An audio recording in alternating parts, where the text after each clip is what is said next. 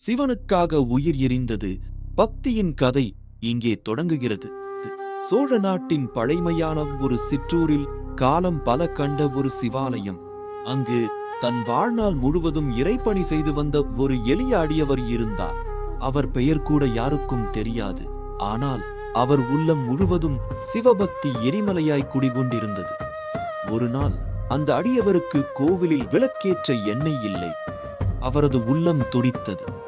எண்ணெய் இல்லாவிட்டாலும் பரவாயில்லை, என் உயிர் எரிந்தாலும் உனக்கு ஒளி காட்டுவேன் இறைவா என்று மனம் உருகி வேண்டினார்.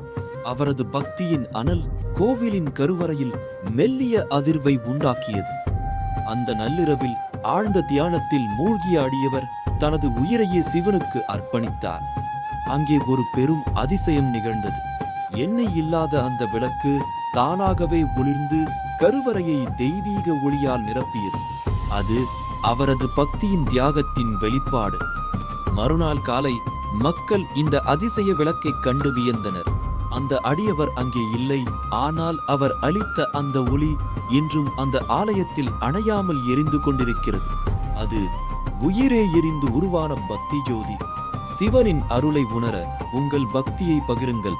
அடுத்த கதையில் மேலும் ஆழமாக நம்மை இணைக்கும்